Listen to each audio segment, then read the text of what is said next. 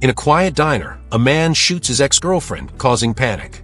Andy freezes, but her mother, Catherine, bravely shields her. The gunman then turns on Catherine.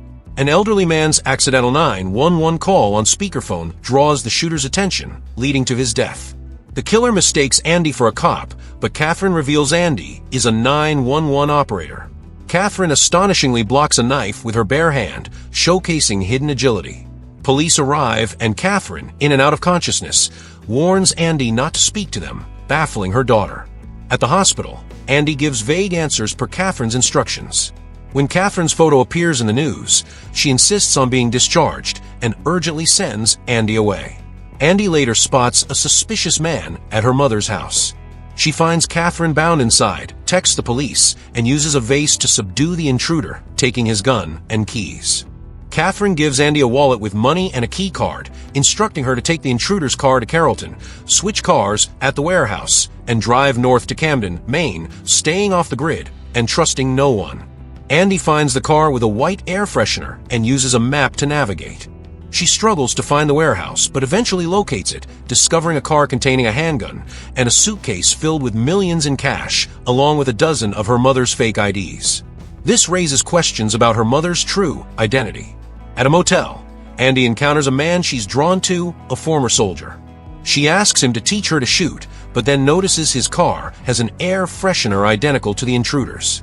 Frightened, she barricades her motel room. Catherine, meanwhile, gives a public news interview, seemingly about the diner incident, but actually sending a coded message. Andy leaves the motel with the cash, suspecting a tracker, and buys a second-hand car, confirming her suspicion.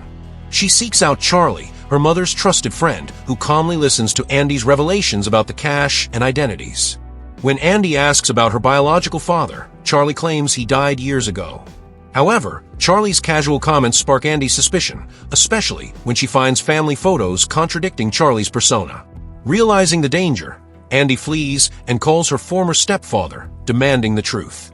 He only knows Catherine has a painful past and tells Andy to wait for him at the police station, but Andy refuses.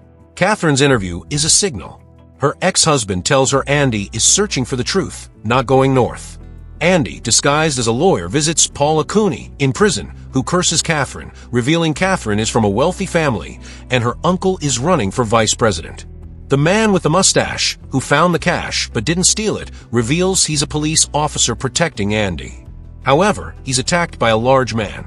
Catherine is intercepted and taken to a safe house, where she learns she and Andy are under witness protection, with Charlie as the head and the man with the mustache as her subordinate. To find Andy, Catherine terminates the agreement. Andy meets her uncle, who takes her to a private room. The man with the mustache finds Andy's attacker, realizes he's been tricked, and finds Andy gone. Andy wakes up in a mansion, learning her grandfather was assassinated 30 years ago, leading her mother to witness protection. Her uncle explains the family business had enemies, including Nick, who was powerful. Andy finds videos of her mother's past as a talented pianist and discovers a treasured videotape, revealing Nick is her biological father, the villain who assassinated her grandfather. Catherine, having terminated her protection, calls the man with the mustache, alarmed about Andy. He escapes the police station with the cash, believing it's crucial evidence. Andy calls him, implying Nick is her father. They agree to meet. At her uncle's mansion, Andy questions him about Nick, and she finds a shocking secret. We should meet tomorrow morning. She flees. Andy and the man with the mustache meet at the docks. He reveals Andy's uncle planted a mole in witness protection, and the attack on Andy was for the suitcase. He's then poisoned.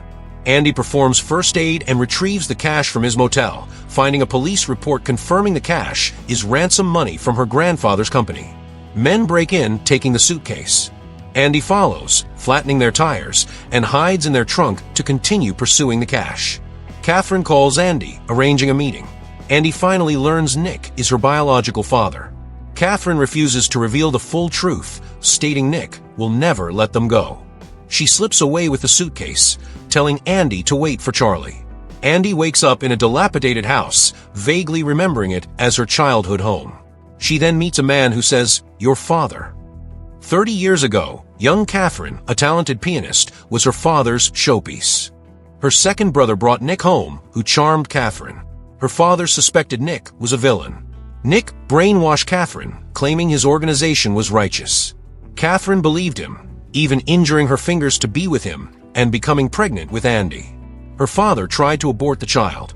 Catherine later realized Nick's organization was a terrorist group. To save her injured second brother, she secretly took ransom money and an audio cassette with her eldest brother conspiring with Nick. Her brother died due to lack of timely treatment.